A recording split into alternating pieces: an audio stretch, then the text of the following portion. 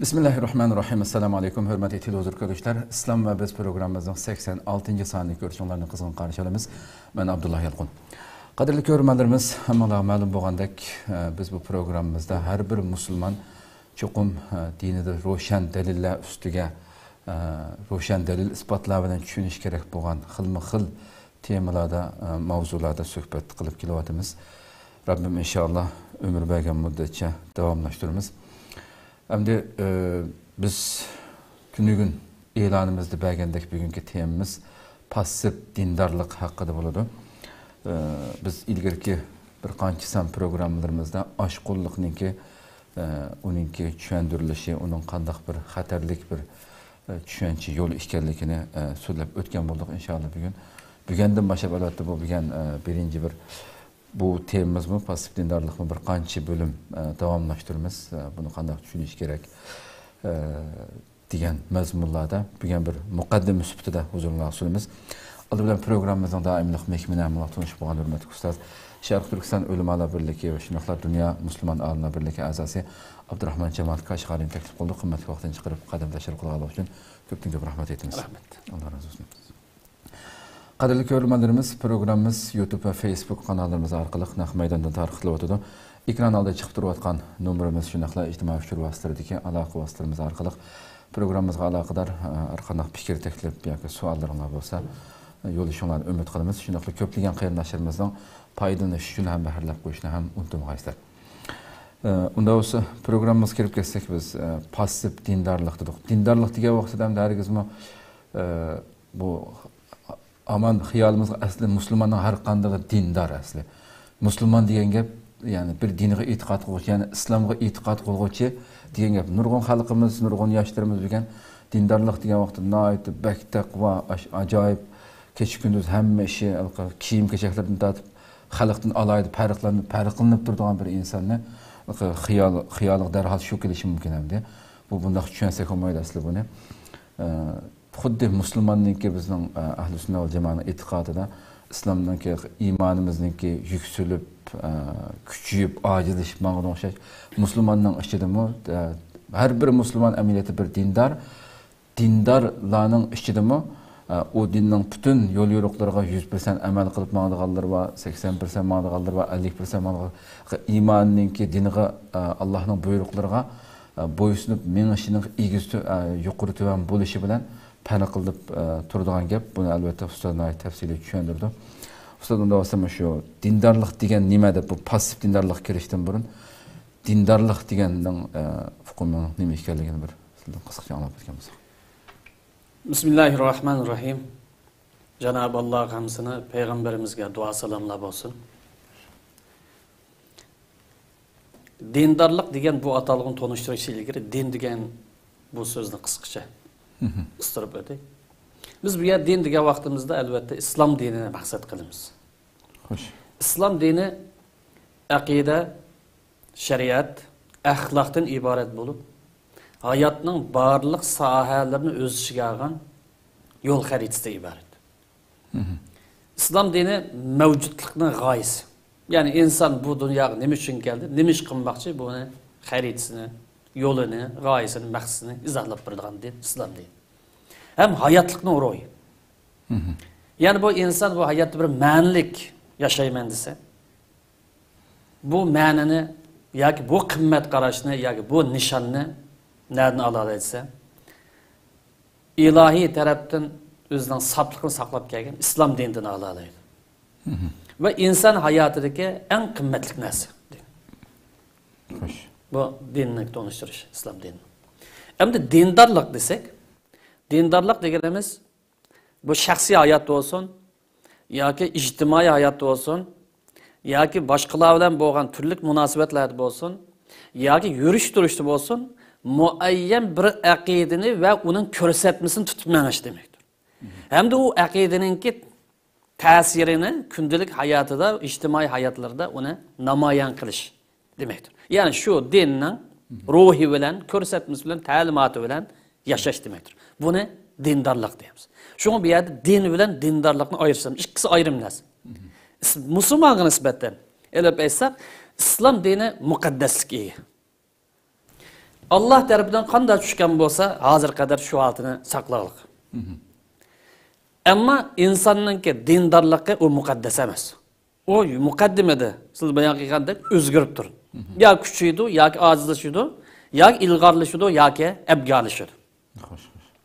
Endi haqiqiy dindorlik nimasi? Musulmon nisbatan haqiqiy dindorlik deganimiz Qur'on, sunnatning ko'rsatmasiga yoki islomning ko'rsatmasiga oshkora holatida olsun, yoki maxfiy holatida olsun, yoki ichki dunyosida olsun, yoki sirtqi ko'rinishda olsun amal qilish demektir.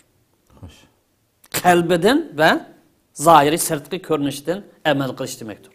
Qaysi bir inson islomning ko'rsatmalariga ichidan ve sırtıdan emel kılalıysa bu adamın dindarlığı hakiki dindarlık hesaplanır. Ama qaysi bir insan İslam'ın körsetmelerine zahiren emel kılgan bolsa, yoki sırtqi ko'rinish emel kılgan bolsa, lekin içinden bununla samimi bo'lmasa, ixlosman yoki sadoqatman bo'lmasa, bu adam dindar degan bu atalığını yoki dindarlık atalığını da'vo qiluvchi hesaplanır, lekin haqiqiy dindar hesaplanmaydi. Dindarlık, mayli qaysi dinda olsun, bu insanın fikri, tasavvuri, dünya qarshi, ijtimoiy munosabatlari ve stili yoki yurish turishida monaman deb namoyon bo'lib turdi.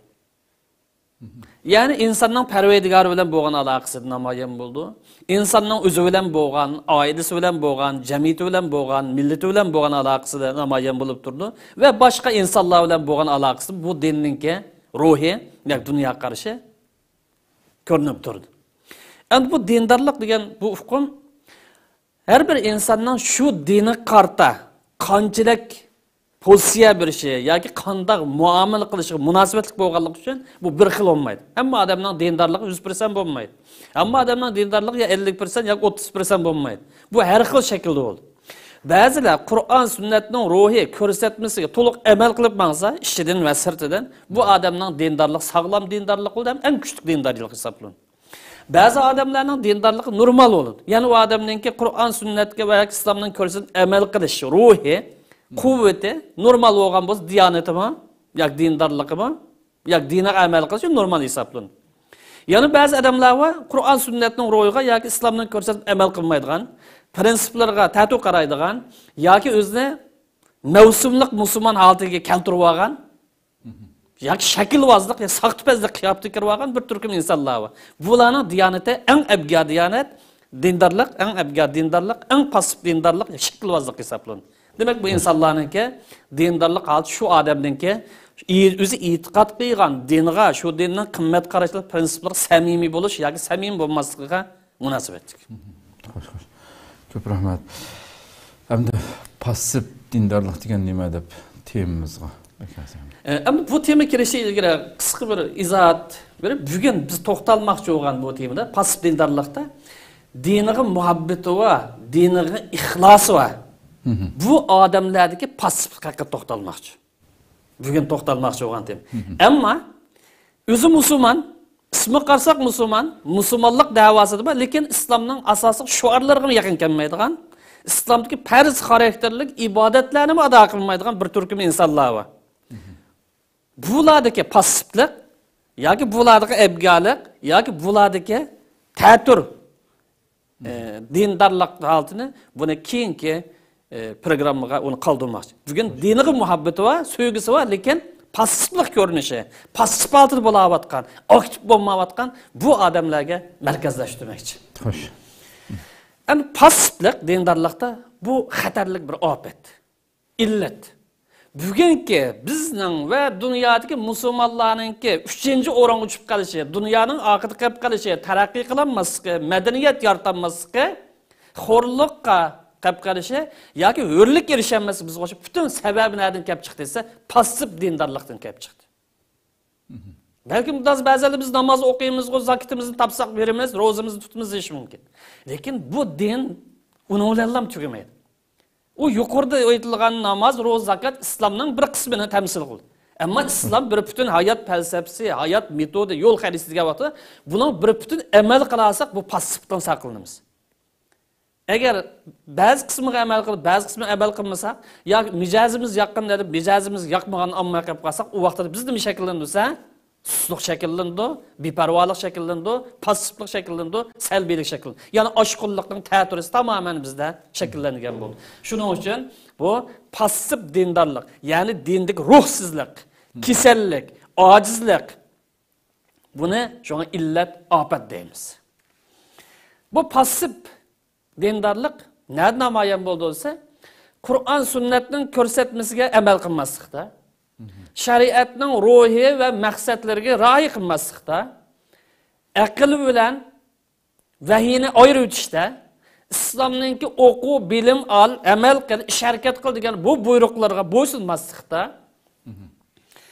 aqida va vatan millatdan iborat dinimiz qo'g'danglar, himoya qilinglar deb buyurgan bu buyruqlarga beparvolarcha muomala qilishda, faqatlam o'zining g'ami bilan bo'lib, boshqa ishga ko'z yumib olishda, o'zining shaxsiy manfaatini ommaviy manfaatdan yoki kollektiv manfaatidan ustun ko'rishda bu passiv dindorlik ahvollarini ko'rgani bo'ladi.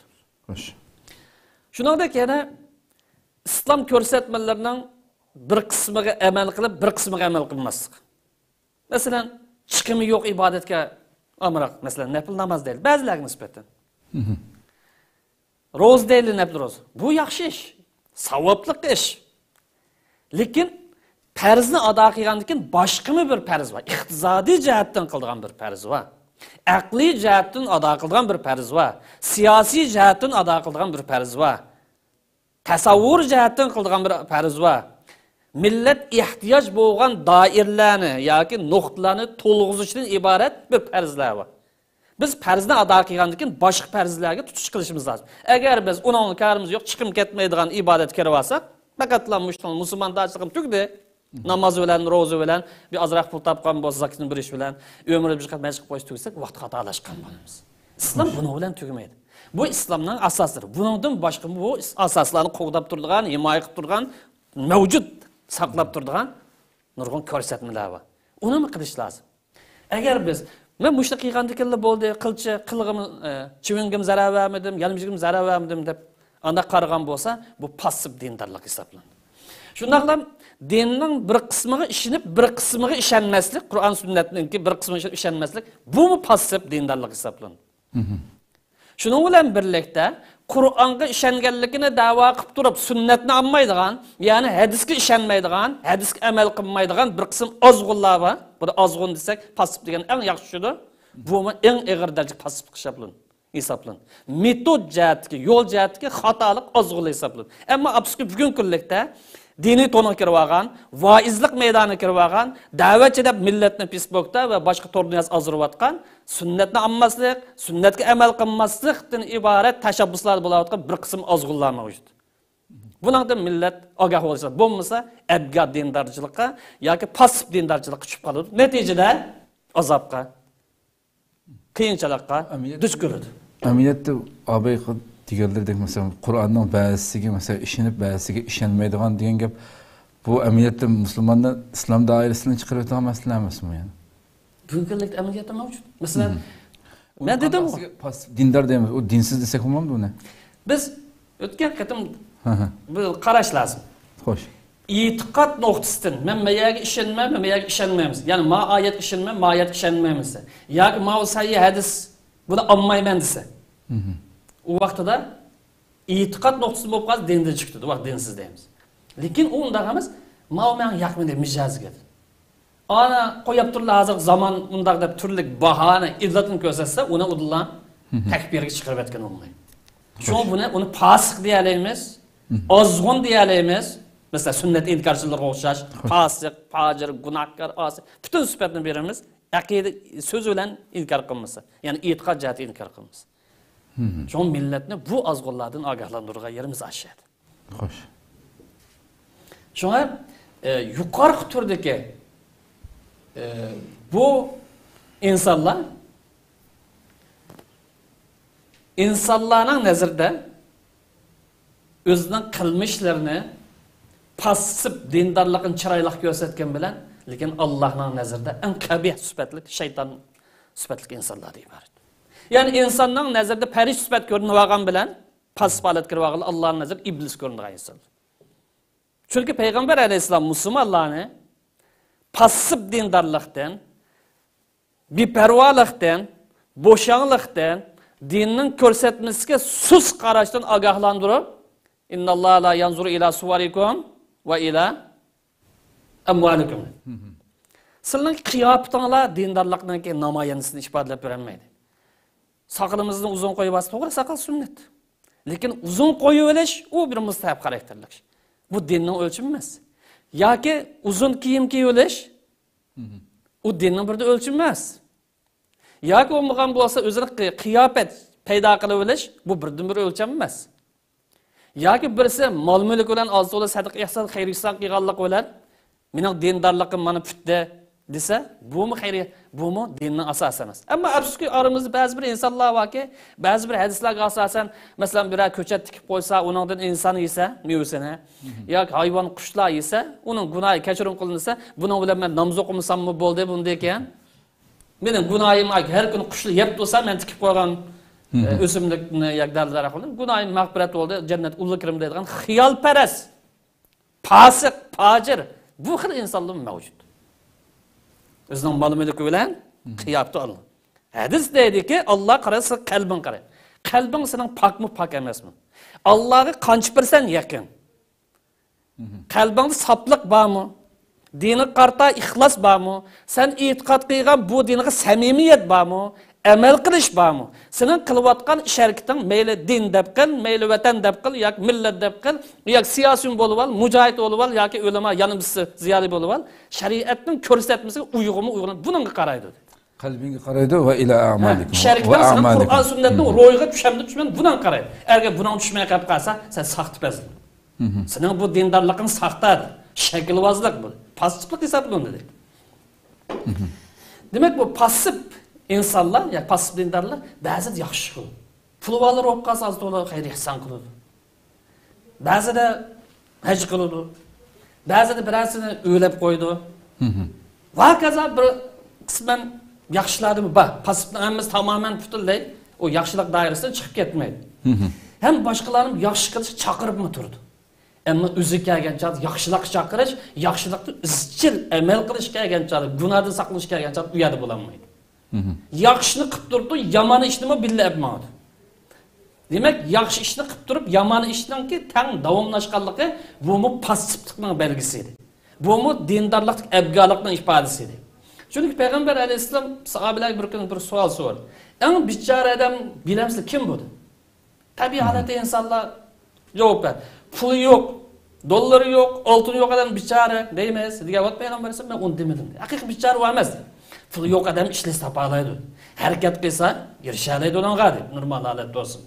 Ammo mening deganim eng bichora odam namoz o'qidimiz, namoz o'qiydigan. Ro'za tutsa desa, ro'zani tutadigan. Zakat berdimiz, zakatni berdigan. Bu yaxshilik qilib turib, buni buzib o'tadigan odam eng bichora odam. Bu yaxshini qo'g'diyanmagan odamdi. Masalan, biz seni tillab qo'ygan, biz sening obro'yini to'kkan, biz sizga tuhmat chaplagan, biz sizga suxanchilik qilgan, biz sening mol-mulkini yeb olgan, biz seni urib qo'ygan degan o'xshash bunday nachar ishlarni tang yapmagan odam bu eng bichora. Nima ish qilsa, bu odam yaxshilik qilgan bilan yomon ishlar bilan o'zining yaxshiligini tamoman yo'qotib qo'yadi. Endi bu saxta dindarlikning xatarlik bir ofat ekanligi haqida o 2-chi asrlar atrofida, yoki 11-asr atrofida o'tgan mutafakkir olim Ibn Javziyning bir so'zi bor. Naql qilsam balkim ortiq emas. Ibn Javziy men bir bo'lik dindor deb qaralgan odamlarning kiyimiga, badaniga nijosatdan tekkitib qilishdan qattiq ehtiyot qilganligini ko'rdim. Lekin bular g'ayvat qilish kelgancha qattiq ehtiyot qilmaydi. Badaniga, kiyimiga nijosat tekkaz namoz qabul bo'lmaydi. Bek ehtiyotcha, ammo boshqalarning g'ayvatini qilsam, mening savobim yo'qolib ketar, gunohkor bo'lib qolaman deb undan g'ayvat qilmaydi. Bu dindorlar xayri ihson qilib turdi dedi. Pul olib qolsa sadaqa qilib turdi.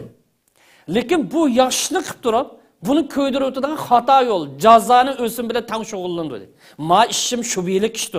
O şubiyelik tutulsun, haram işti diye üyede ihtiyat kılmaydı. Ne mi dese? Bu neme okşaydı? Bazı kımavazlı uftu bir mezhep koygan okşaydı. Bugün güllikte. Bazıları var, haram soğudu boğan bolsun, haram iş boğan bolsun. Bundan kerimeli pul tepip buna ihtiyacı var adamlar bazı olmam deydigan hata iş bilan savobli chiqilmoqchi bo'lgan xatotir yo'l kirgan odamlar bu. Bu dal saxtipazlikning ifodasi Ibn Jawziyning ifodasi bo'yicha. Xo'sh. Ba'zi bir insonlar bor, nafli ibodatlarga obdan ko'ngli bo'ldi, tahajjudga o'xshash, lekin farz ibodatning vaqti kelgan chaqda uning vaqtini chiqarib o'tib mashg'ul bo'lgan, vaqtini chiqarib qarab o'tirdigan bu xil odamlar mavjud deb Ibn Jawziy o'z zamonida bir bo'lik odamlarni misol bergan.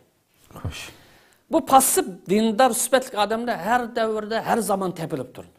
Har qanday davrda bor bo'ldi. Chunki bular manfaat nada bo'lib qolsa uch bilan paydo bo'ladi. Chunki bular o'zgara oladi. Maydonsiz, rangi kira oladi, har xil qiyofat kira. Hali qarasangiz yozg'ich chiqadi. Bu saxtipazlar. Hali qarasangiz ziyoli bo'ladi, hali qarasangiz mulla bo'lib oladi, hali qarasangiz siyosiy bo'lib oladi, hali qarasangiz yana bir narsa bo'ladi.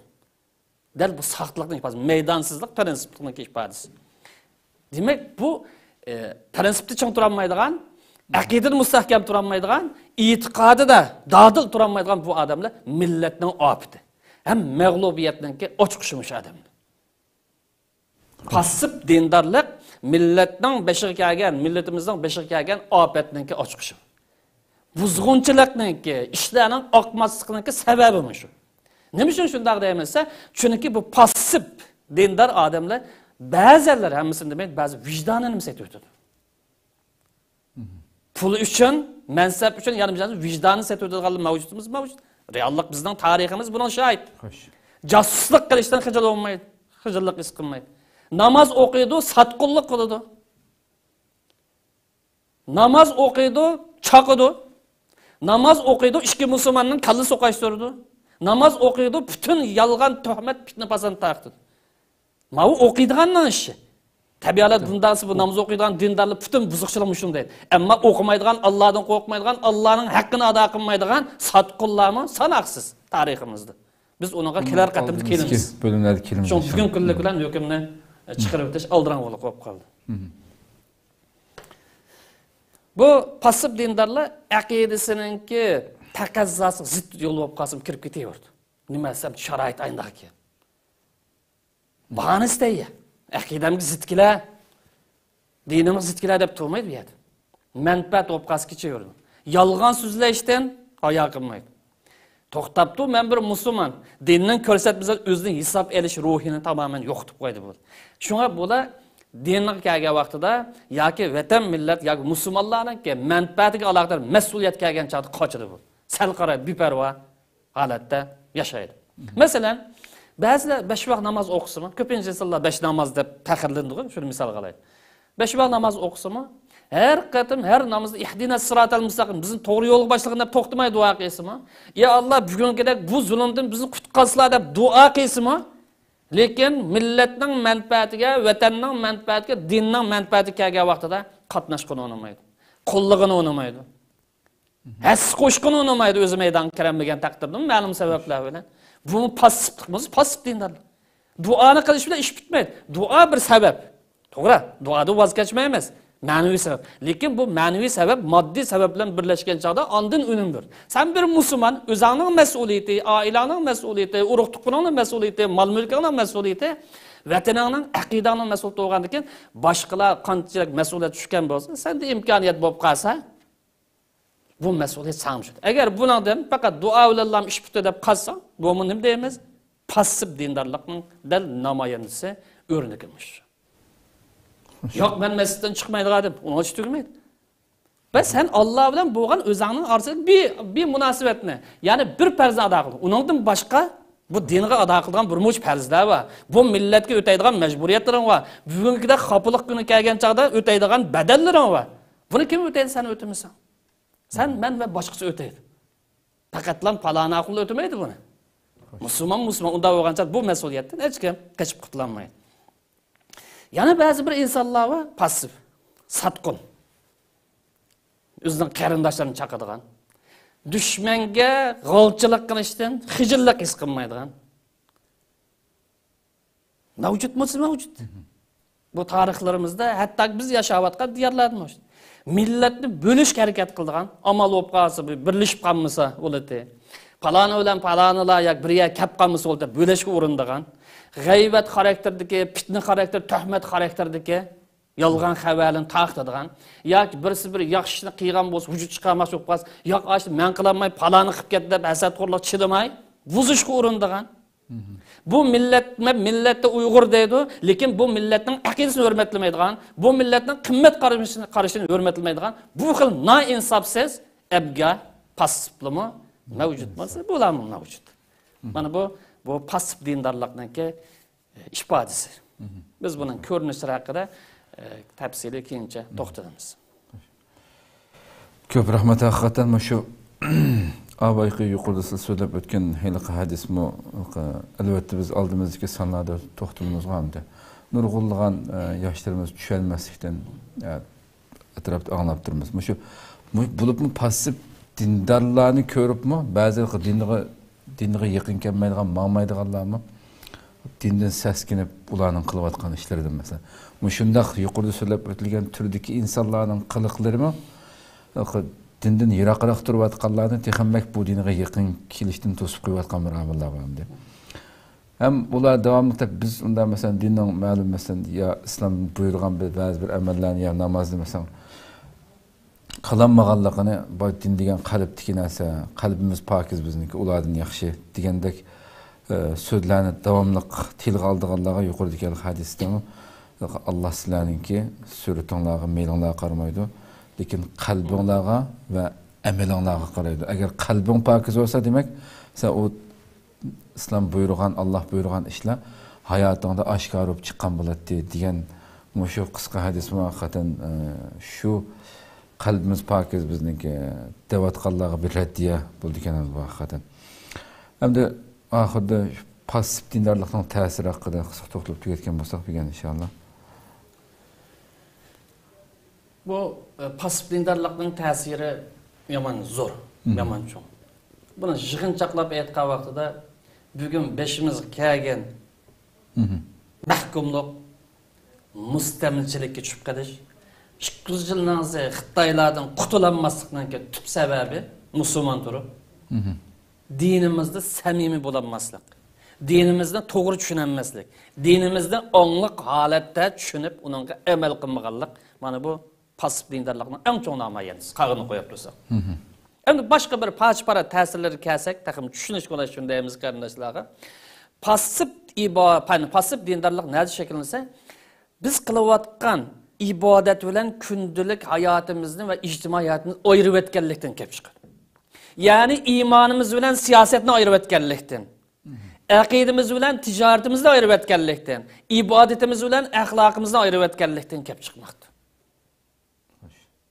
Bizning iymonimiz samim bo'lsa, fikrimiz, tasavvurimiz, dunyo qarashimiz, falsafamiz, qaysi bir sakirayli hammasi aqidamizningki sizg'i bo'yicha ma'nash lazım. Ammo bizningki aqidamiz bilan yurish turishimiz, tasavvurimiz, falsafamiz, fikrimiz bu tamamen ayrilib ketadi. Eng cho'ng chataq mana mishada chiqqanlik. Aslida ibodatni misolga olsak, ibodat bilan bizning yurish turishimiz, kundalik hayotimiz bu teng barobar ma'nash lazım. Shunda o bizningki iymonimiz oldiga qarab mangan bo'ladi, jonlangan bo'ladi, mukammallish qarab mangan bo'ladi. Shunga bir odamda bu ibodat va lekin uning yurish turishi boshqa. Masjidga kelgan chaqda muttaqida ko'rinadi, tijorat chiqqan chaqda eng fosiq, eng kazzab, eng saxtipaz, eng qo'ymochi bo'lib qolsa, bu ibodatning o insonning tijorat hayotidan foyda qilmaganligini ifodasi.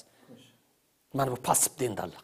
Masjidda qanchalik ruhda bo'lgan bo'lsa, tijoratdimi, tadqiqot markazidami, maktabdimi, yana bir yerdami, oshqil ruhda bo'lgan bo'lsa, bu sog'lom dindorlik hisoblanadi.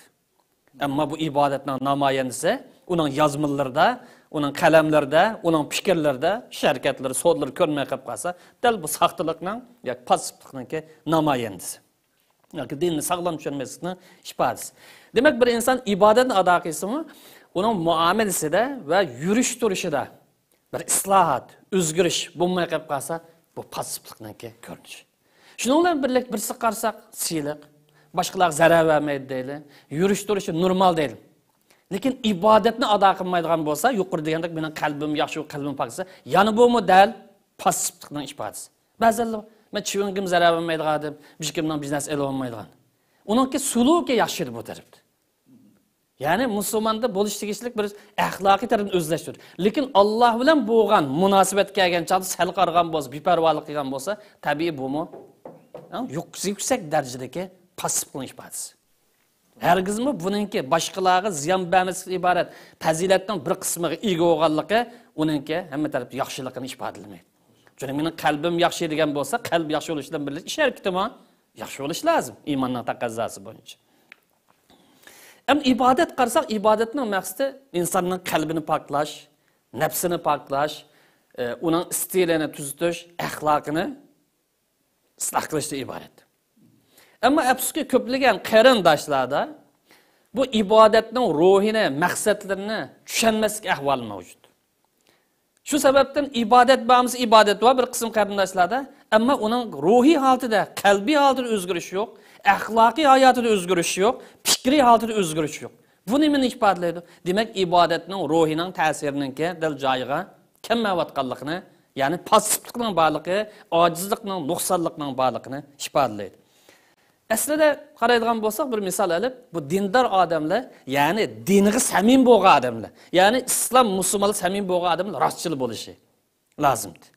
Her bir sözü, her bir harekette bu İslam ko'rsatmasiga uygun ish harakat olib berishi bu dindarlikning taqozosi.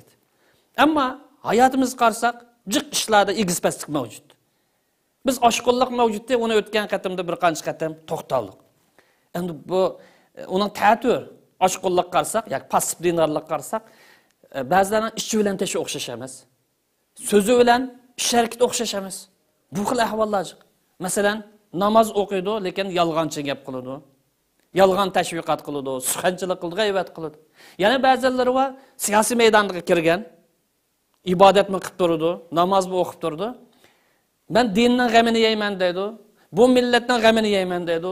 Bu vatanning hurlik, mustaqillik uchun ish harakat qilaman deydi. Ammo shuningga o'xshash ish harakat qilayotgan yana bir qarindosh odamlarni yomon ko'rdi. Yoki uni bilan bir normal nuqtada chiqishga urinmaydi.